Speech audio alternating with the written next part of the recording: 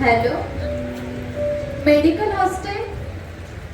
हां, डॉक्टर मिलिंद आहेत का? काय? डीनच्या ऑफिसात गेले? हां, बरं, ते आल्यावर सांगा त्यांना कॉल करायला. हो, नंबर आहे त्यांच्याकडे. हो.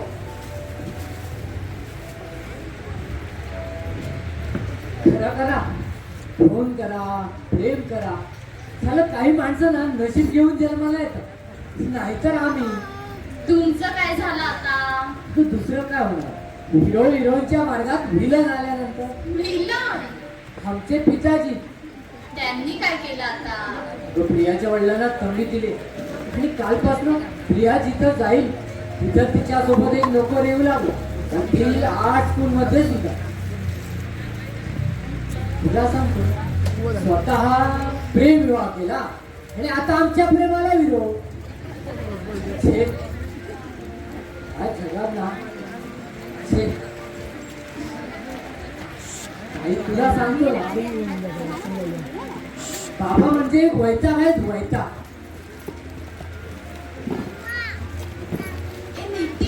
प्रियाचा नोकर ओळखतो का रे तुला? अगं तोच तर घोळ आहे ना. मग तू वेषांतर करून का नाही जात तिला भेटायला? तो पण प्रयत्न केला. कालच आहे ना, अशोक सराफ सारखी गाडी लावून गेलो असतो तुमच्या का पिक्चर मधल्या सारखी आर्ट स्कूलच्या दरवाजावर. मग अगं मी काही प्रियाशी बोलणार, तोच मला त्याने पकडलं. जाऊ दे, पुढचं नाही सांगत तुला. म्हणजे नोकराने तुला ओळखलं? अगं पाहिल्या क्षणी. मला वाटतं ना त्याने धुमधडाक पाहिला असावा.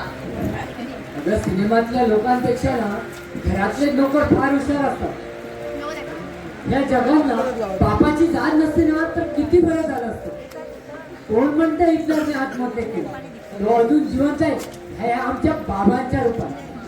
पण हिटलरची सत्ता फार काळ टिकली नव्हती.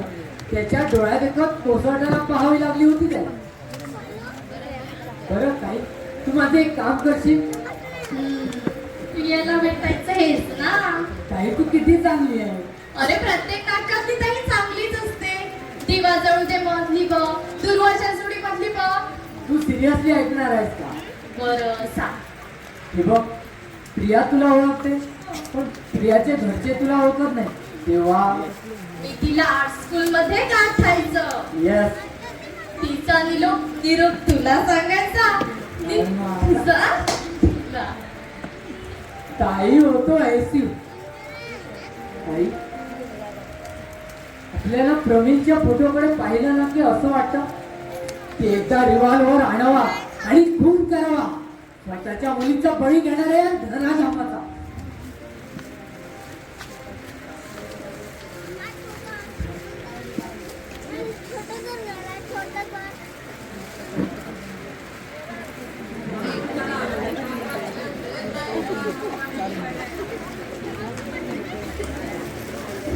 आपण पुढे फक्त नाही सांगितलं तर नशीब. काय काम होतं? दुर्दैवाने ते अजून आहेत. हे आमचे वडील अजून आलेले नाही. कसा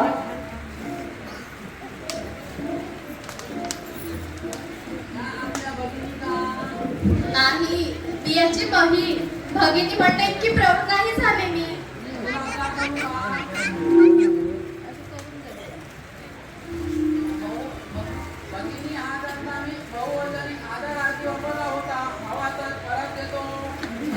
पुढारी आता बोललेला शब्द पुन्हा गेला.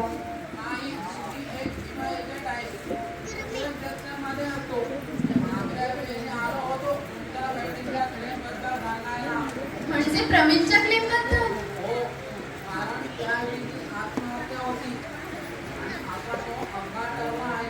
हे तुम्हाला कोणी सांगितलं?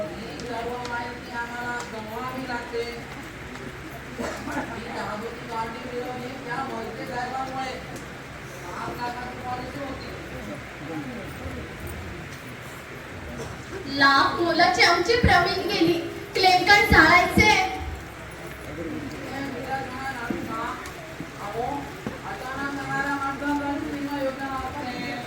हो, पण आम्ही क्लेम घेतला किंवा नाही घेतला यात तुमचा काय फायदा?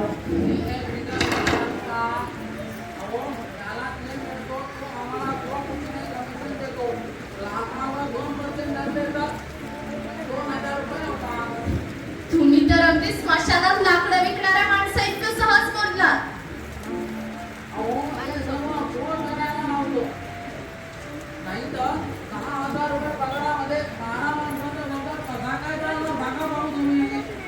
म्हणजे 12 माणसांचा संसार तुम्ही चालवता.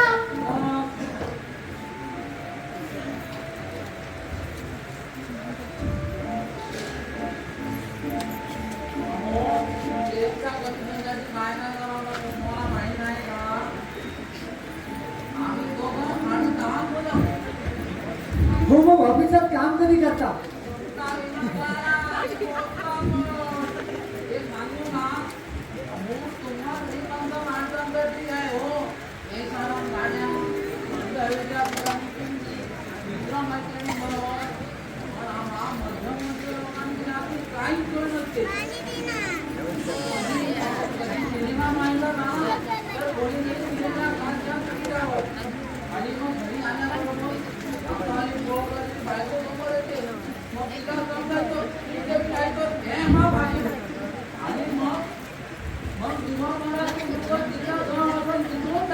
विठोबा,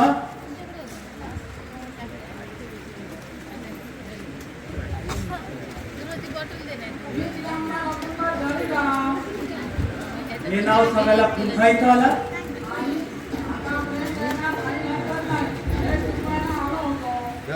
त्याआधी मी तुम्हाला सुचवू का? पुन्हा इथं येण्यापूर्वी तुमचा विवाह करून या. तुमच्या घरच्या लोकांना प्रेम मिळेल.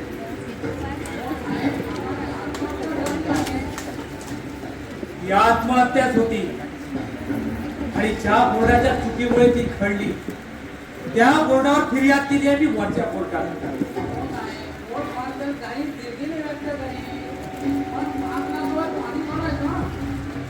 ज्याला लाखो कमवता येतात ना त्याला त्यावर पाणी सोडता येतं. भिकोबा, हे भिकोबा, किती हाका मारायच्या? मला एक वेळ मुकी माणसं चालतील, पहिली चालणार नाही. नाहीतरी यांचं ऐकताय कोण? तुम्ही अजूनही इथंच? भिकोबा, त्याचा बाहेरचा रस्ता दाखव.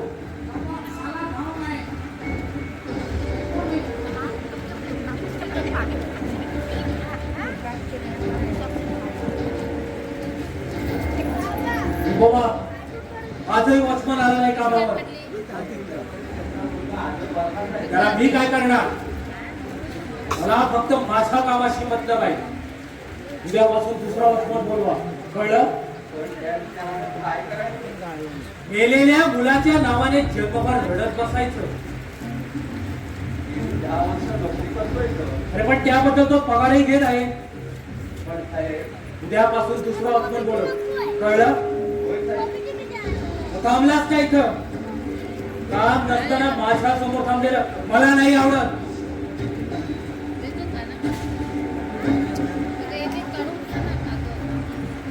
मी मुद्दामात थांबलो इथं. माझं काम होतं महत्वाचं. असलं का?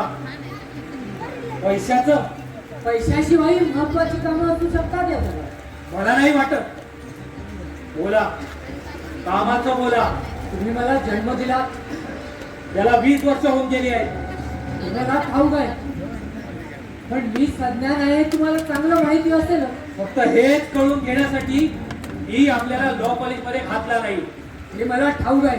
तुम्ही तुमच्या स्वतःच्या लहरीसाठी, हट्टासाठी घातले मला लॉ कॉलेजमध्ये. यात मानावं लागेल या खळात राहायचं असेल तर.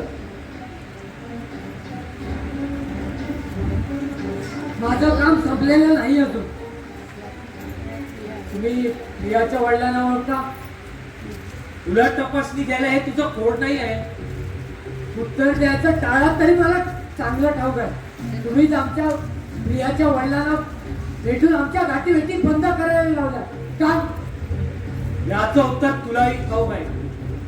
या घरची शोध होण्या एवढ्या प्रतिष्ठेचं तिचं घराणं नाही आहे. म्हणजे तुम्हाला माझं लग्न करून द्यायचे ते तुमच्या प्रतिष्ठेसाठी. मला आवडणारी बायको हवी म्हणून नाही तर तुम्हाला तुमच्या मनाजोगती सून हवी म्हणून. पण तुम्ही आम्हाला समजत असाल गुलाम तरी आम्ही माणसं आहोत.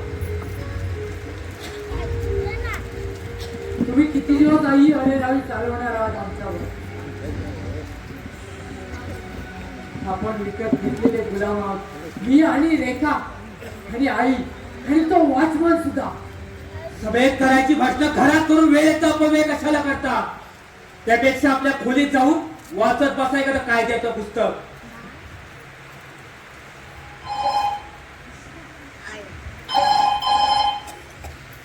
हॅलो काकू ताई तुझा फोन आहे.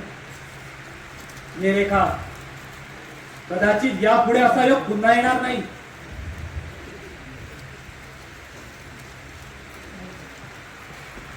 हॅलो, हो रेखाच बोलते. काय उद्यापासून? अरे पण हे अचानक हे तू थंड तर नाही ना करत? हं.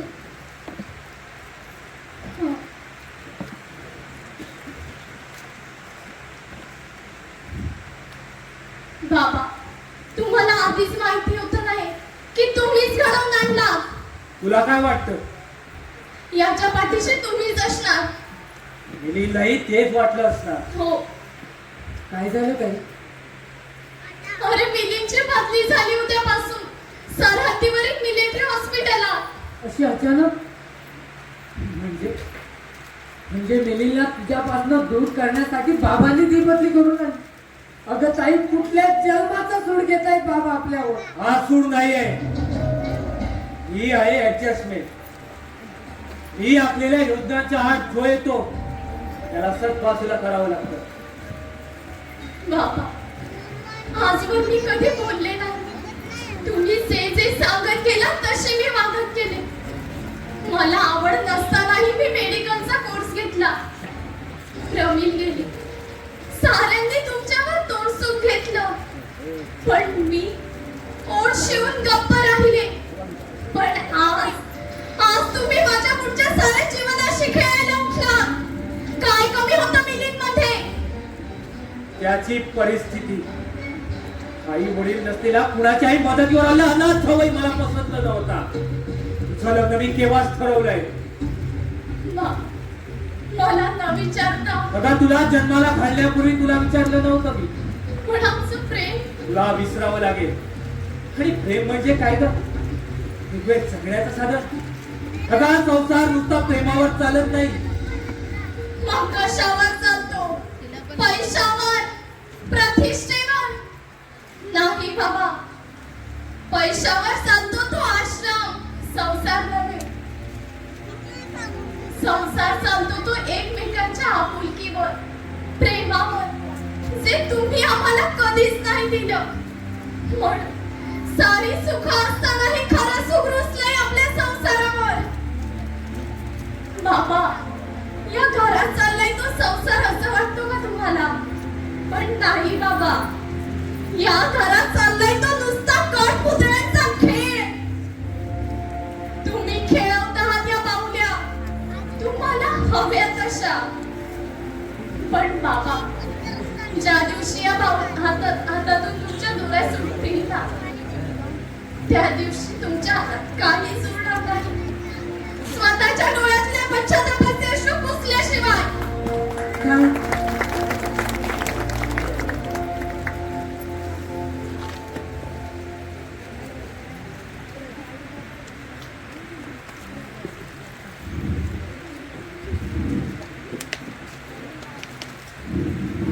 युअर ऑनर, या घरात चाललेले केस आपण प्रत्यक्ष पाहिले.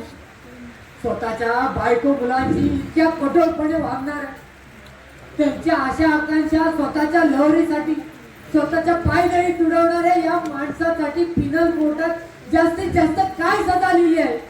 I on judgement, your honour. कोर्टातल्या केशी रंगीत तालीम चालली वाटतं. केस घरातली जाय का?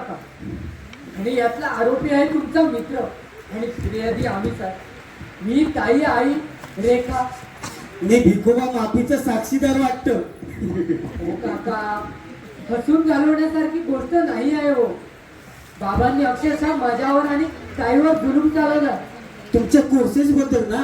हो काका, ती जुनी गोष्ट. मग नवीन गोष्ट कुठली? मागल्या खेपेला मी आणि ताईने तुमच्याजवळ कबुली जबाब दिलेला, आठवतं का? यस.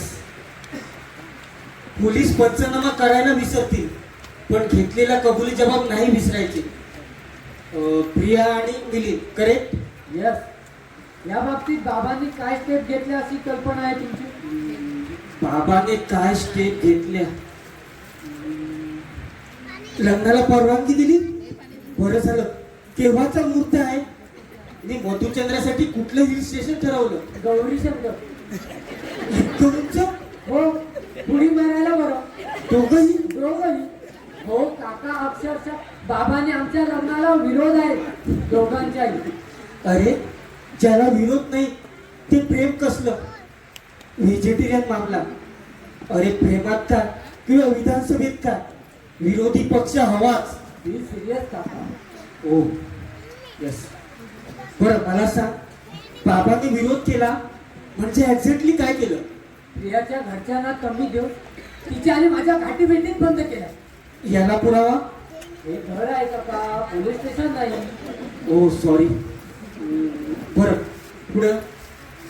डॉक्टर मिलिंदची बदली सरहद्दीमधल्या मेडिकल हॉस्पिटलमध्ये करायला लावली. देशातील जवानांसाठी काहीतरी करायलाच हवं. हो पण काका, घरातील या 2 जवानांचं काय? या 2 जवानांसाठी 2च मार्ग. एक चढाई आणि दुसरी शरणागती. मी थट्टा करणार असो, स्वतः कधी प्रेम केलं नाही. आमच्या वेळेला काय जाणणार तुम्ही? तेही खरंच म्हणा. पण नितीन, माशाची चव कळायला स्वतः गळ लावून मासे पकडावे लागत नाही. मला वाटलं आपला माणूस सपोर्ट असेल आम्हाला, पण शेवटी काय, मित्राचं पारडं जड ठरलं. आता आमचा मार्ग आम्हाला जोखावा लागतो. नितीन, अरे नितीन, अरे माझ्या ऐकून तरी घे. नितीन. झाला बाई एकदाचा व्हिडिओ सुरू. भाऊजी, तुम्ही कधी आला? हा, आत्ता झालं.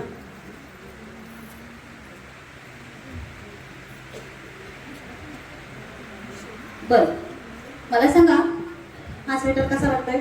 अरे वा, छान आहे. कुणासाठी विणला? प्रमेयसाठी. छान दिसेल नाही हो तिला?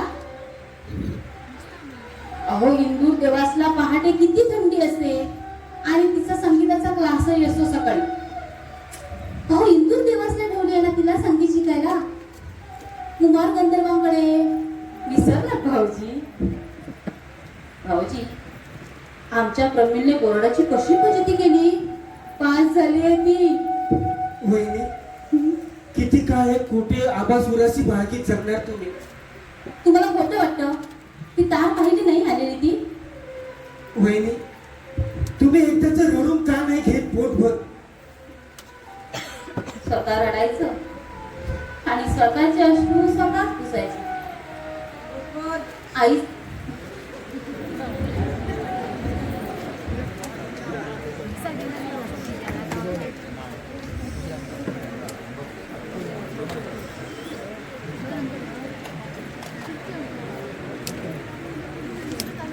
कुणाचं पत्र आलंय भाऊजी?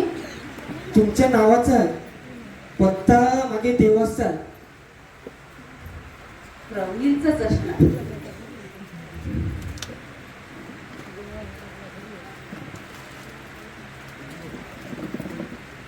बघा, तुम्हाला म्हणाले होते तुमच्या बछडीचंच पत्र आहे. वाचून दाखवू तुम्हाला?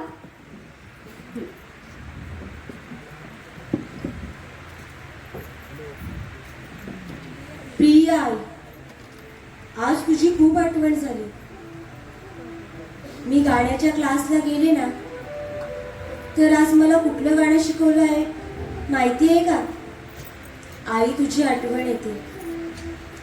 गाणं गाताना मी तर रडतच होते. कुमारजींनी मला विचारलं सुद्धा, का रडतेस म्हणून. तुला सुद्धा आठवण येते का ग माझी? आणि तू स्वेटर पाठवणार होतीस, तो केव्हा ग? इथे आयते स्वेटर्स खूप मिळतात, पण मला तुझ्या हातचा विणलेलाच हवाय. त्याने थंडी नाही बाधायची. लवकर पाठव. आणि बाबांचा राग गेला ना ग? रेखाताईंनी नितीन दादाला आठवण येते का ग माझी? मी माझे सदा काका विसरले आपल्या बचडीला. मग ते का नाही लिहित पत्र मला? आई, खूप दूर गेलं की माणूस विसरला जातो का ग? आणि मी या सुट्टीत येणार आहे. तुला मी काकांना नवीन नवीन गाणी म्हणून दाखवणार आहे, आणि पियानो सुद्धा. पण तुम्हाला नाही हा, फक्त बाबांना. बिकोबा सांगत होता, पूर्वी तू बाबांना रोज रात्री पियानोवर गाणं गाऊन दाखवायचीस. मला शिकवशील का ग ते गाणं? बाबा दमून भागून आले की मी ते म्हणत जाईन गाणं. तू आणि बाबांनी नुसतं ऐकत बसायचं समोरासमोर बसून. ए, लाजू नको गडे. पत्रात उत्तर मोठं मोठं पाठव. वाट पाहते. तुझीच प्रमी.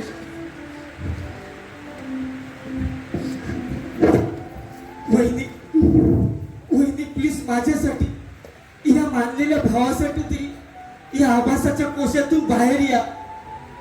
भाऊजी, भाऊजी, तुम्हाला माझं हेही सुख पाहत नाही का हो? तुम्हाला काय वाटतं, तुमची बचडी या जगात नाही हे काय मला ठाऊक नाही? पण ते विसरायचं म्हटलं तर वेड व्हावं लागेल मला, आणि प्रयत्न करूनही वेळ लागत नाही हो. म्हणून या स्वप्नाच्या मोठ्या आवरणात स्वतःला बोलून घेते. मग हे पत्र मीच लिहिलं आणि मीच पोस्टात टाकायला सांगितलं भिकोबाला. मीच. आई आहे ना मी, आई. हॅलो सदा. हॅलो. यांना काही बोलू नका हा, नाहीतर हे इसुगी राहून घेते माझ्यापासून.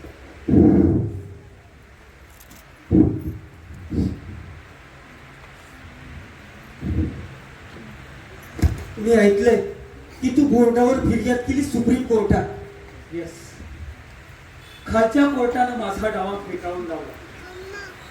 पण त्यांना ठाऊक नाही गाठ कुणाशी आहे ती. सारी संपत्ती वैभव कोणाला लावी. ही केस अशी अर्धवट सोडणार नाही मी. पण हे सर्व झाल्यावर ही केस कशासाठी? माझ्या समाधानासाठी आणि बोर्डाला चांगला धडा शिकवण्यासाठी. बोर्ड कांट ते विथ समबडीज लाईफ. मला ठाऊक आहे तुम्हा सर्वांच्या दृष्टीने मी एक कठोर, हृदयशून्य, स्वतःवर प्रेम करणारा माणूस आहे. हो, आहेच मी. मी माझ्यावरचा अन्याय सहन करू शकत नाही. दुसऱ्यांनी केलेले, पण तू इतरांवर केलेले अन्याय इतरांनी सहन करायचे? इतर म्हणजे रेखा आणि नितीन हेच ना? हो. सदा आयुष्याची काही सूत्र मी ठरवून ठेवलेली आहेत आणि त्यानुसारच मी माझी पावलं टाकतो. खरे प्रेम सगळेच करतात. मीही केलं होतं, तूही केलं होतंस. प्लीज दिना. सॉरी सदा. खरं सांगू, उभ्या आयुष्यात सॉरी हा शब्द मी फक्त मित्रासाठी वापरू शकतो. Otherwise I never feel like saying sorry. Thank you. सदा तुला सांगतो, मला दिना म्हणणारी फक्त दोनच व्यक्ती आयुष्यात आहे. एक म्हणजे तू आणि दुसरी म्हणजे मनोरमा. आधी ती मला दिनाच म्हणायची. You still remember? येस. पण कुठल्याही गोष्टीचं जाहीर प्रदर्शन करायला नाही आवडत आपल्याला. मनातील भावना व्यक्त करण्याला तू जाहीर प्रदर्शन म्हणतोस? अर्थात. जाऊ दे. हा प्रत्येकाचाच प्रश्न असतो. खरं सांगू सदा, तू माझ्या मुलांशी ज्या सलगतीने वागतोस हे पाहून मला तुझा फार गोवा वाटतो. खरे कधी जमलंच नाही ते मला. दिना, मीच. अरे भावनेच्या भरतीची लाट इथपर्यंतच वाहू दे, आणि तर आयुष्यभर जपलेला सांभाळलेला सत्वाचा किनारा उद्ध्वस्त होऊन जाईल.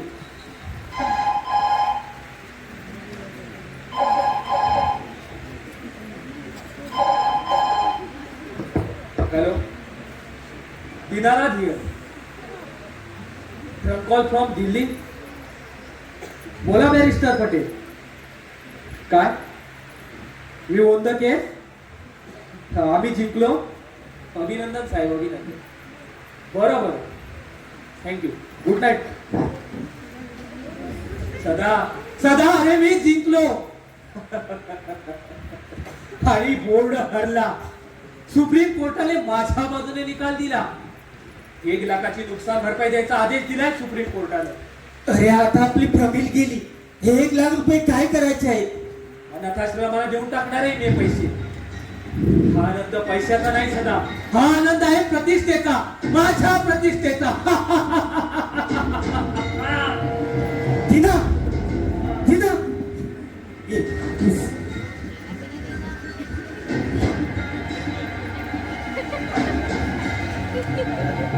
काय झालं दिना? काय झालं? काही नाही रे, सुंदर तुला येते. पिकोबा,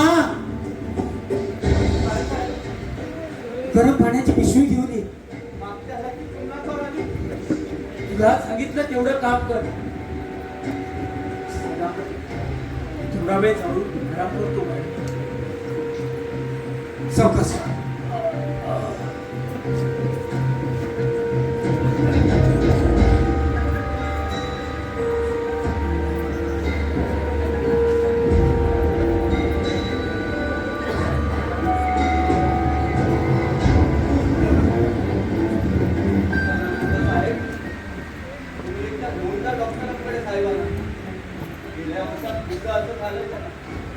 कशाला डॉक्टरांना त्रास काका?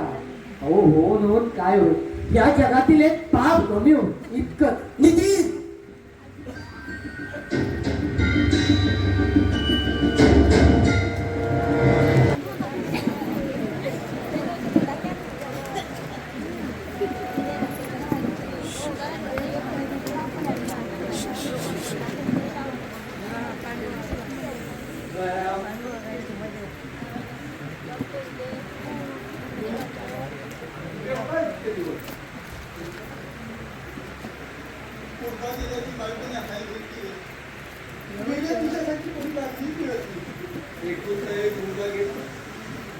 लावून घेतलं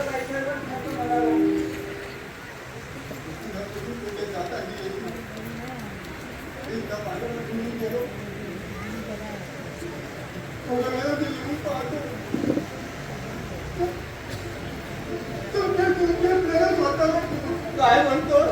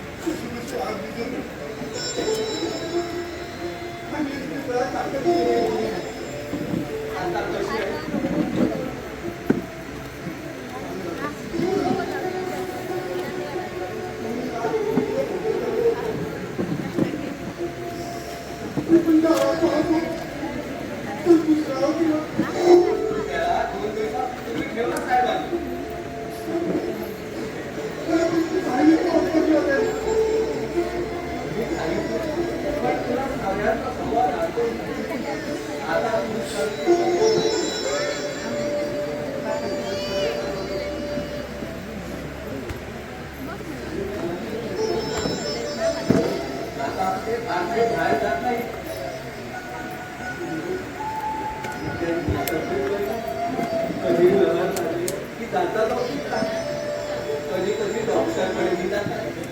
आता डॉक्टरकडे जायला निघालो. तू इथं का? मी हे घेऊन येतो.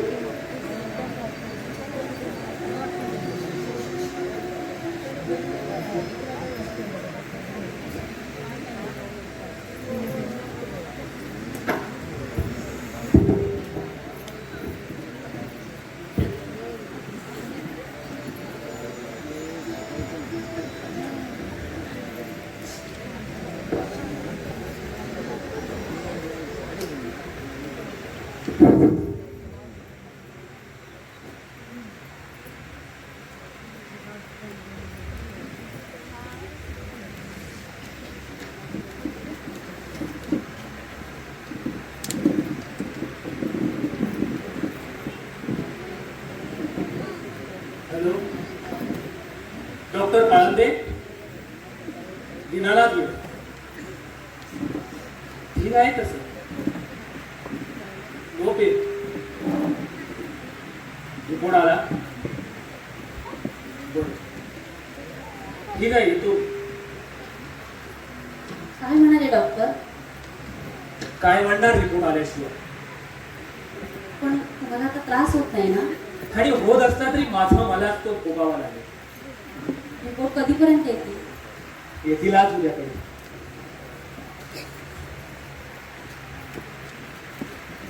चालल्या दिवसाच्या पगाराकरता आला असशील. उद्या ऑफिस मध्ये ये आणि पगार घेऊन जा तुझा. कशाला आलायस? नको ठेवायला होता.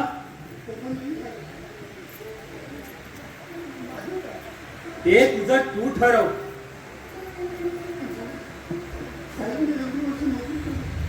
अरे एवढी वर्ष नोकरी केलीस म्हणून तुझी एवढे दिवस वाट पाहिली मी. आणि तुझा मुलगा मेला माझं काम काढून राहायचं. तरी 4 दिवस वाट पाहिली मी तुझी.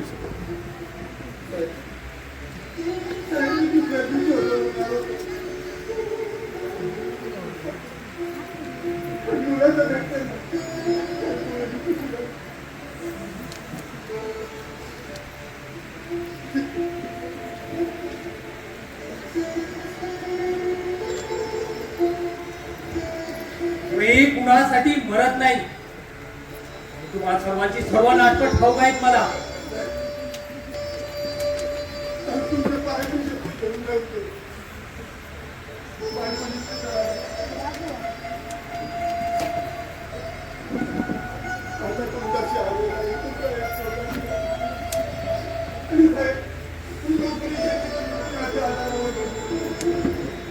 या भागात हा काही एकच बंगला नाहीये.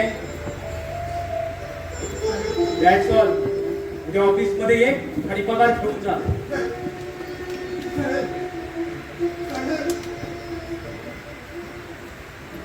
दयाराम, भरत्या घरात असं रडायचं नसतं.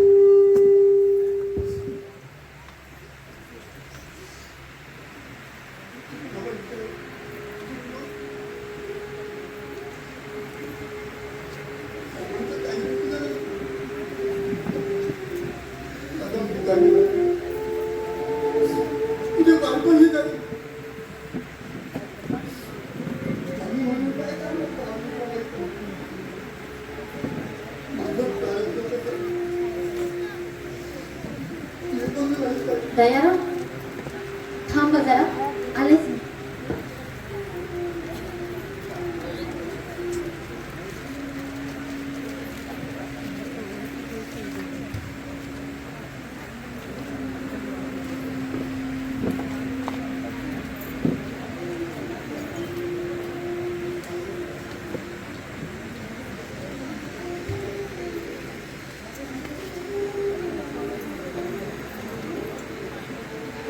दयाराम, 5,000 रुपये आहेत. बायकोची नीट काळजी घे हा. आणि बरं वाटलं की तिला इथे घेऊन ये. आणशील ना? आणि हे बघ, दर महिन्याच्या 10 तारीखला इथे येऊन तुझा पगार घेऊन जायचा हा. तरीही इथे येऊन तुझा पगार घेऊन जायचा. मदत नाही म्हणजे तब्येत नाही. उद्या रिपोर्ट यायचे पडावा. कुणाचे करतात त्यांना राहू नये म्हणून करते मी असं.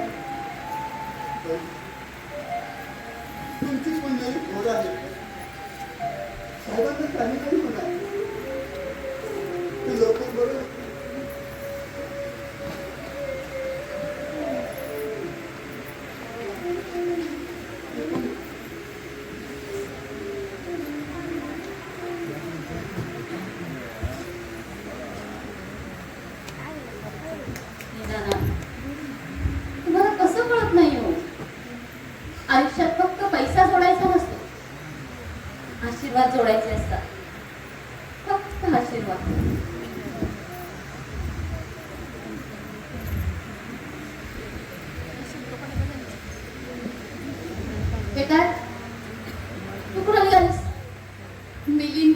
चालले मी कायमचे हे घर सोडून. अगं तुला काय वेळ लागलाय की काय? आणखी काही दिवस या तुरुंगात राहिले तर खरंच वेळ लागेल मला. मी नाही राहिले इतकी वर्ष या घरात. ते तुझ्या नवऱ्यासाठी. नाही, मी राहिले तुमच्यासाठी, नितीनसाठी, तुझ्यासाठी, प्रमीलसाठी. प्रमील गेली बसून आणि आता तूही चाललीस. मग काय करू? मन मारून या घरात राहू? मी मिलिंदला एकट्याला जाऊ देऊ, तेही इतक्या दूर? म्हणजे आम्ही तुझी कुणीच नाही. तुझ्यावर अन्याय होत असेल हे मान्य आहे मला, पण त्यासाठी घर सोडून जायचं?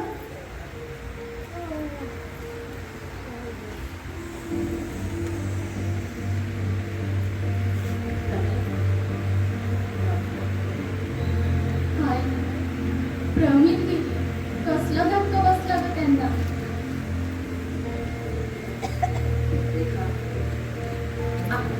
ती पाण्यावर असते त्याच्या तिप्पट ती पाण्याखाली असते. मलाही पूर्वी तसंच वाटायचं हो, पण आता खात्री पटली त्यांचं प्रेम असेलच तर ते स्वतःवर, ओढ असली तर ते स्वतः, जीव जडला असेलच तर तो स्वतः, प्रतिष्ठेवर, अहमपणावर. आई, तूही चले घर सोडून माझ्या बरोबर. नितीन, भिकोबा, आपण सारे जाऊया. त्यांना राहू दे त्या वैभवशाली तुरुंगात. बेबी, मी हे घर सोडून येऊ? या घरात माझी वरात आली होती. आता गेलीस तर पालखी जाईल. पिल्लं उडून गेली तरी पक्षिणीला नाही घरटं सोडून जाता येत.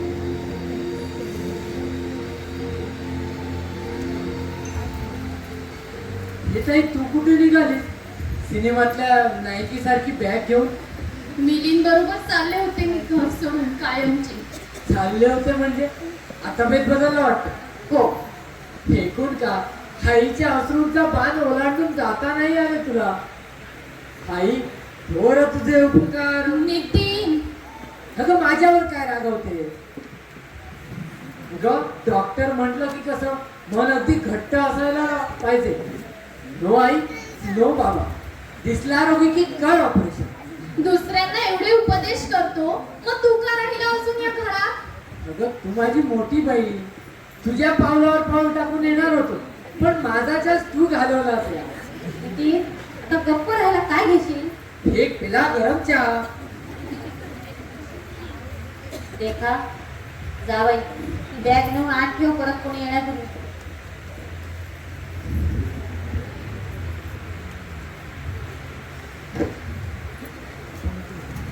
भाऊजी, हे आताच गेले डॉक्टरकडे.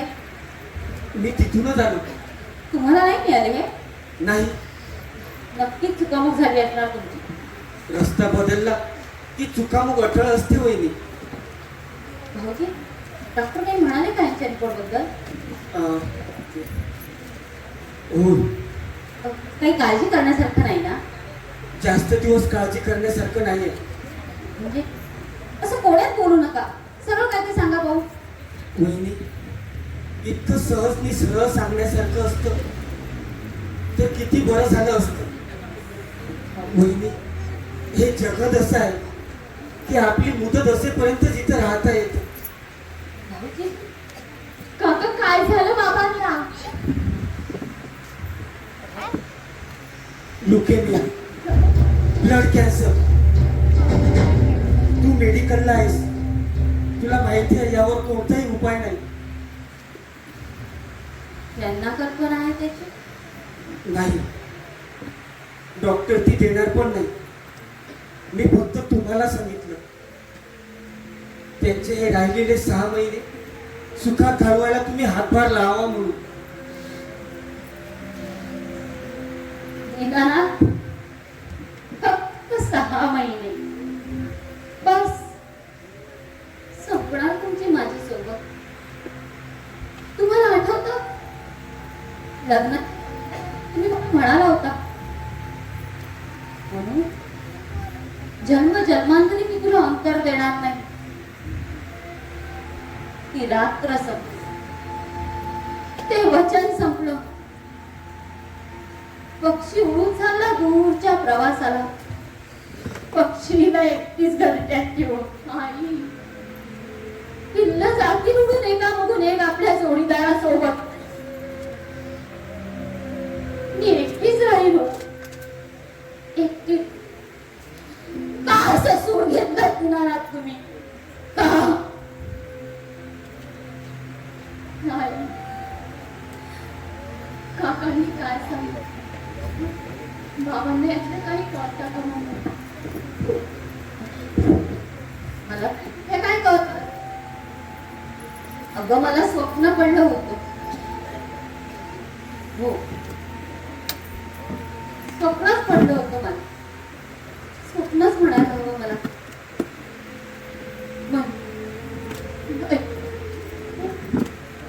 तू फोन कर, फोन कर गिरीला.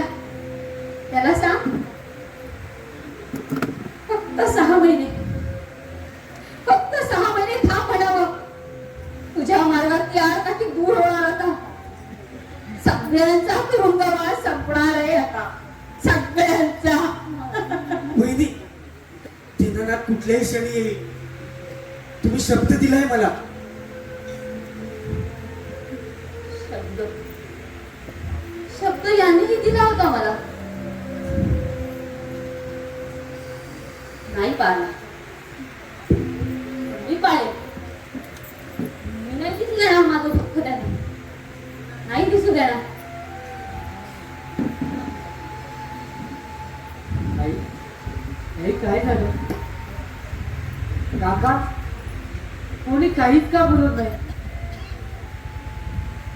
काका, नितीन, दिनानाथ तुझे वडील, पण त्यांचं आणि तुझं कधीच पटलं नाही. आईशिवाय कोणाचं पटलं नाही त्यांचं. पण यापुढे 6 महिने तरी तुला पटवून घ्यावं लागेल. असं 6 महिन्याने विशेष काय होणार आहे? तुझा बाप या जगात असणार नाही आणखी 6 महिन्याने. काय? हीच पेशंट ऑफ लुकेमिया. नितीन, हे 6 महिने तू त्यांना जेवढं देता येईल तेवढं सुख देण्याचा प्रयत्न कर. मी इम्पॉसिबल. मी त्या दिवशी म्हटलं होतं, हिटलरची सत्ता फार काळ टिकलेली आहे. हुकुमशाही फार काळ टिकत नाही काका. या घराला फार छळलंय तुमच्या मित्रांनी. देवाच्या काठीला आवाज नाही काका. Nitin, are you sorry for this news? Sorry. हो, मला आनंद झालाय. आम्ही सुटणार, या तुरुंगातून आम्ही सुटणार. मुक्त होणार आम्ही, मुक्त. वहिनी, मला तुला झालंच नाही असं समजायची. अरे तुझ्या बापाशी तुझा वय असेल, पण ते तुझ्या आईचं कुंकू आहे हे विसरलास. एवढा आधी झाला त्यांच्या मरणाला. मग घे, टाके कुंकू. पण ते सुखची नोकरी करून व्यवस्था.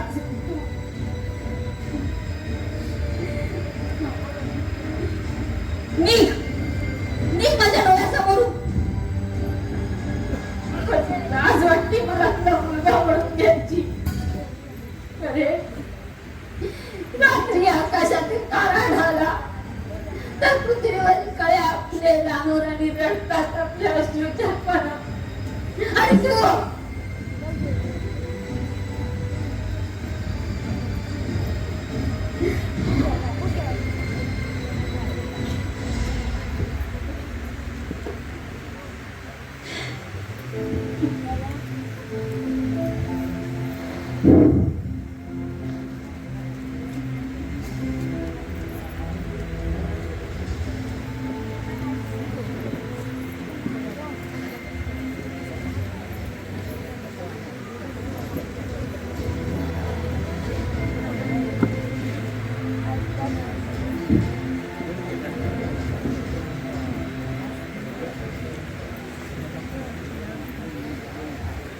हॅलो सदा.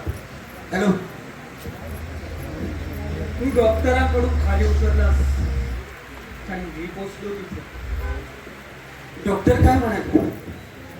काय म्हणणार, हिरवा सिग्नल दिलाय त्यांनी. नो मोर मेडिसिन्स, नो मोर डाएट. अरे वा, दॅट्स गुड. उद्यापासून मी रेग्युलर कामही करू शकतो. तुला सांगतो सदानंद, अरे श्रीमंत लोकांचा खिसा रिकामी करण्यासाठी या निरनिराळ्या केस शोधून काढल्या डॉक्टर लोकांनी. त्यामुळेच आज बरचसं हलकं हलकं वाटत असेल. बरं, तुम्ही ब्रेकफास्ट इथेच देणार की वरती नाही? आता इथंच घेऊ. आम्ही दोघंही करू ब्रेकफास्ट. यानंतर असा योग कधी येईल कुणास ठाऊक.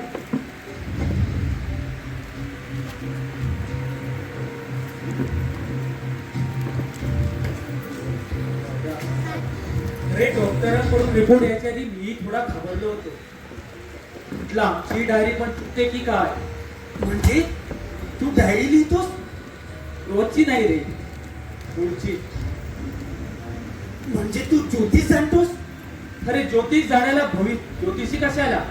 माणसाने जर मनात ठरवलं ना तर तो स्वतःचं भविष्य स्वतःच घडवू शकतो.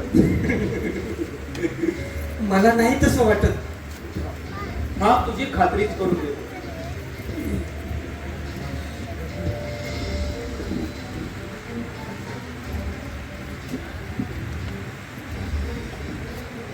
सदा, हीच ती डायरी 25 वर्षापूर्वी लिहिलेली. 16व्या वर्षी मॅट्रिकची परीक्षा पास व्हायचं, 20व्या वर्षी पदवी संपन्न करायची आणि नंतर पुढील शिक्षणासाठी परदेशात जायचं. येतात स्वतःची फळ काढायची आणि तिचा व्याप साऱ्या देशभर पसरवायचा. तिला कुठे मानायचा, गाडी कुठची घ्यायची, सगळं लिहून ठेवलंय. काही तसंच घडवून आणलं मी.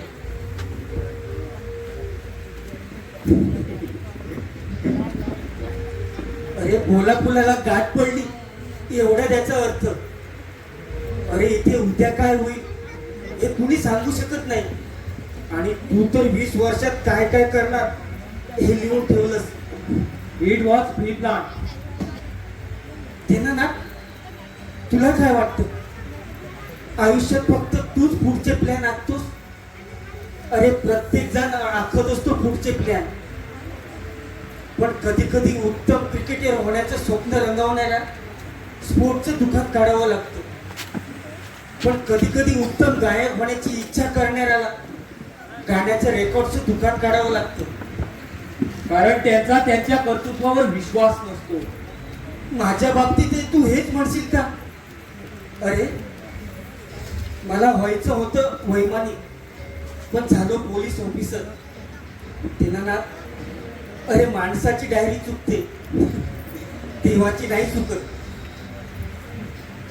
आय डोंट बिलीव्ह सदा. अरे कसला आलाय देव? देव म्हणजे माणसाच्या वेड्या समजुतीचा छेदूर फासलेला एक दगड. सदा, अरे तू स्वतःहून वैमानिकाचा कोर्स सोडलास, पण तो तर देव कोर्स कुठे आला? पण तो कोर्स सोडायला सुद्धा कारण तसंच होतं. दीनानाथ, तुला माहिती आहे, शाळेत असल्यापासून वैमानिक हे माझे स्वप्न. पण आई वडिलांची तेवढी परिस्थिती नव्हती, तर त्याने कष्ट करून भीक मागून मला वैमानिक बनवलं. बरं झालं आज दोघेही नाही हा माझा पराभव पाहायला. सदा, सदा तुला फ्लाईटचं लायसन्स मिळालं होतं आणि तू एकदा मला तुझ्या विमानातून फिरून आणण्याचं कबूलही केलं होतं. आठवतं तुला? हो आठवतं. पण तू दिवस उजाडायच्या आत मी तो नादच सोडून दिला. का? आजपर्यंत मी या बाबतीत तुला कधीही विचारलं नाही आणि तुम्ही मला काही सांगितलं नाही. पराभवाचे वळ दाखवायचे तरी कशाला? मी ते वळ, ती जखम आज तू उघडी केलीस. दीनानाथ, तुला आपल्या कॉलेजातली ती सुचिता आठवते? ते माझ्या पुढ्यात तुमचं प्रेम जमलं आणि मनोरलं आणि तुम्ही दोघं लग्नही करणार होता. तुमच्या लग्नाबरोबरच पण तू परदेशी निघून गेलास. मी ती घटना घडली. कसली घटना? नुकतंच मला वैमानिकाचं CPL लायसन्स मिळालं होतं. सुचिताने हट्ट धरला, माझ्या बरोबर विमानात बसायचा. मी विमान चालवताना एक दिवशी मी तिला सकाळी घेऊन विमानात बसण्यासाठी गेलो. विमान सुरू केलं, पण अकस्मात काय घडलं कुणास ठाऊक. विमानाचा पंखा बंद पडला. मी फार घाबरून गेलो, पण तिला मी ते तसं भासू दिलं नाही. मी कसा बसा लँडिंग करण्याचा प्रयत्न करू लागलो, पण माझा ताबा सुटला. तिचा तो पांढरापटक झालेला चेहरा पाहून आणि विमान भर समुद्रात कोसळलं. त्याआधी मी वायरलेस वरून खबर दिली होती. मी जेव्हा शुद्धीवर आलो तेव्हा मला कळलं की हॉस्पिटलमध्ये मी एकटाच आहे. त्या समुद्रात माझ्या सुचिताचा कुणाला शोध लागला नाही. ट्रॅजेडी. बस त्या दिवसापासून विमान चालवण्याचा मला तिट्टाळा येऊ लागला. मी तो कोर्स सोडला आणि पोलिसात भरती झालो.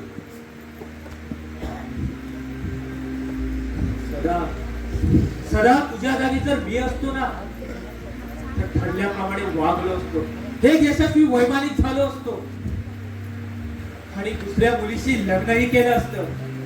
सदा स्वतः आखलेल्या मार्गापासून जे ढळतात ना ते दुबळे असतात, मनोधैर्य नसतात त्यांच्यात, आणि तुझ्यातही नाही आहे ते. नसेलही आणि माझ्या एकही मुलातही ते नाही. म्हणूनच मला त्यांचे मार्ग आखून द्यावे लागले. मुलांना नाही आवडलं ते, पण त्यांना केव्हा ना केव्हा तरी कळणार की मी आखून दिलेले मार्गच योग्य होते. आणि त्यांना तसं नाही वाटलं तर असं होणार नाही. मी आखलेली आयुष्याची घड्याळ आजपर्यंत कधी चुकली नाही. मी जे जे ठरवलं ते झालं आणि घडलं सुद्धा. रेखाबद्दल, नितीनबद्दल मी तसंच लिहून ठेवलं होतं आणि ते घडलं सुद्धा. दीनानाथ, हा मी पण तू किती काळ म्हणून जोपासणार आहे, किती काळ या आभासी कोशात राहणार आहे. मरेपर्यंत.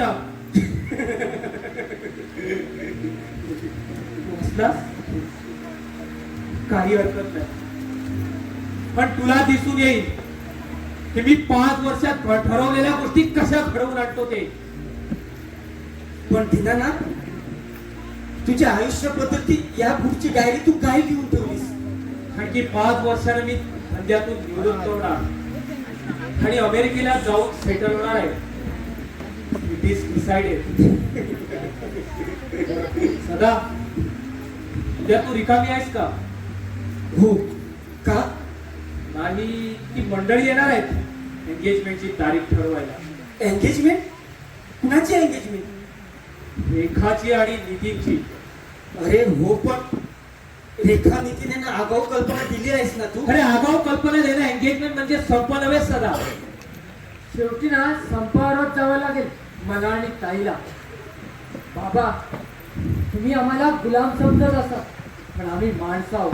लग्न ही आमची खासगी बाब आहे. यात तुमची आलेली नाही सहन करणार आम्ही. लेक्चर द्यायला हे तुझं कामगार मैदान नाहीये, माझं घर आहे आणि माझ्या मनाप्रमाणे वागणाऱ्यांना या घरात राहता येईल. तुम्हाला काय वाटतं, हे घर सोडलं तर आम्हाला जगता येणार नाही बाहेरच्या जगात? प्रयत्न करून पहा. अरे बापाच्या पंखाखाली राहून घोषणा करणं सोपं असतं, पण प्रत्यक्ष तसं वागणं त्याहूनही कठीण असतं. उद्या ती मंडळी येणार आहेत आणि एंगेजमेंटची तारीख ठरवणार. तुझी आणि रेखाची परीक्षा झाली की दोघांची लग्न करून टाकणार आहे मी. Stop it. काय झालं असायला? परीक्षा झाल्यावर ना म्हणजे काय, म्हणजे आणखी 6 महिन्यांनी. I say stop it. बाबा, तुम्हाला काय वाटतं, तुम्ही आमची लग्न ठरवली ती तुमच्या डोळ्यात एकच होऊ शकणार आहे? हा, कारण ऐकायचंय तुम्हाला? नितीन, प्लीज अंकल, या अहंकारी माणसाचा अहंकार संपायची हीच वेळ आहे. बाबा, तुम्ही स्वतःच्या आयुष्याची डायरी लिहिता आणि दुसऱ्याची बाय ऑल मीन्स. मग तुमची डायरी चुकीची आहे. तुमचं आयुष्य फक्त 6 महिन्याचं आहे असं जर तुम्हाला कोणी सांगितलं तर तो धक्का बसवण्याची ताकद आहे तुमच्यात. नितीन, तर का से इट पॉझिटिव्हली. मग ऐका तर, डॉक्टरी रिपोर्ट प्रमाणे तुमचं आयुष्य फक्त 6 महिने आहे. या काळात जेवढा छळ करायचा तेवढा करून घ्या आमचा. You are patient of leukaemia.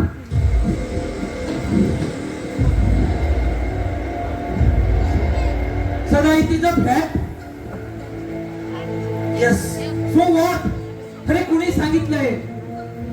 डॉक्टरांनी मग माझ्यापासून का लपवून ठेवलं त्यांनी? तुला धक्का बसू नये म्हणून. अरे डॉक्टरांनी अजून या दिनानाथला ओळखलेलं नाहीये. अरे ज्या सहजतेने मी जीवन स्वीकारले त्याच सहजतेने मरण स्वीकारले मी. तसुबळे न वागता दीनानाथ, दीनानाथ, अजून तरी हा अहंकार सोडून दे. अरे अरे, जीवन ही अशी गोष्ट आहे ती पुन्हा नाही मिळत. सदा, अरे जीवन हे एकदाच जगायचं असतं आणि ते मी जगलोय समर्थपणे. होय होय, पण ते फक्त तुझ्यासाठी, तुझ्या अहंकारासाठी, तुझ्या हट्टासाठी, तुझ्या प्रतिष्ठेसाठी. अरे अरे, आता फार थोडे दिवस राहिले, त्याच तरी सोनं कर. अरे जीवन हे चांदण्यासारखं असतं, दुसऱ्याला प्रकाश देण्यासाठी, त्यांचं जीवन फुलवण्यासाठी. चांदण्या देणाऱ्या चंद्रासारखा मी परप्रकाशी नाही. मी आहे स्वयंप्रकाशी. सदा सदा माझं आयुष्य फक्त माझंच आहे. उरलेले 6 महिने माझेच आहे आणि माझे म्हणूनच जगणार आहे मी माझ्यासाठी. दीनानाथ, अरे घडतो तो माणूस, ती घडवतो तो परमेश्वर. आय डोंट बिलीव्ह सदा. मी जे जे घडवलंय ते तसंच घडवून आणणार.